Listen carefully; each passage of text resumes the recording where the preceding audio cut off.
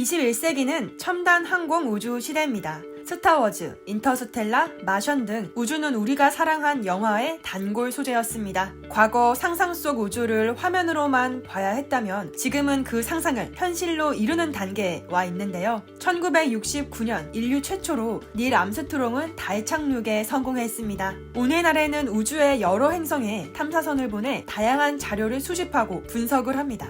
달에 유인 우주기지를 건설하고 화성에 인간을 보낸다는 야심찬 우주 개발 계획도 활발히 추진 중이고요. 2008년 4월 우리나라도 최초의 우주인으로 선발된 이소연 씨를 러시아의 소유즈 우주 왕복선에 태워 국제 우주 정거장으로 보내 과학 임무를 수행하게 하는 등 우주의 첫 발을 내디뎠습니다. 그리고 2021년 1월 한국천문연구원은 나사와 함께 우주 전체를 총 천연색으로 촬영할 우주 망원경을 제작하고 2024년에 발사할 계획입니다.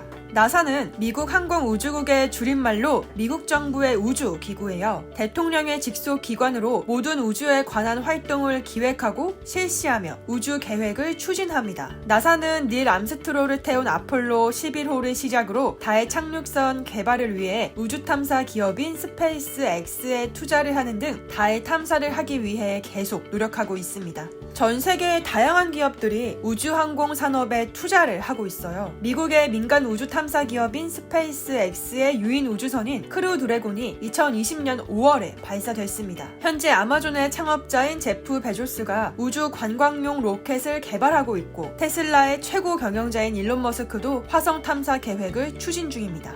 하지만 사실 우주는 방사능 때문에 굉장히 위험한 공간이에요. 인간의 몸은 수십만 년 동안 지구 표면에서 살 수 있도록 진화를 해왔는데 우주에서 1년 이상 거주할 경우 인체가 어떻게 변하는지는 아무도 모릅니다. 화성 탐사처럼 우주에서 장기간 체류를 할 경우 인간을 위협하는 가장 큰 요소 중 하나는 바로 방사선입니다. 우주는 태양과 다른 별들에 의해 뿜어져 나오는 많은 양의 에너지들로 가득합니다. 지구에서는 자기장에 의해서 보호받고 있지만 우주인들은 고스란히 노출될 수밖에 없어 지구에서보다 수백 배 많은 방사선량이 몸에 계속 축적이 되는데요. 그래서 최근에 우주인 지구 귀환 후 회복 프로그램 등 우주 환경에 적응하도록 지원하는 우주의학의 중요성이 부각되고 있는 상황입니다. 그런데 나사가 한국의 바이오 기업인 엔지캠 생명과학에 우주 방사선 치료 연구 과제에 최종 투자를 하기로 했습니다. 엔지캠 생명과학은 애리조나 주립대학 팀의 도움을 받아 3D 생체 모방 인체 조직 모델을 활용한 우주 비행 환경에서 방사선과 미세 중력으로 생기는 병을 치료하는 연구를 해왔습니다.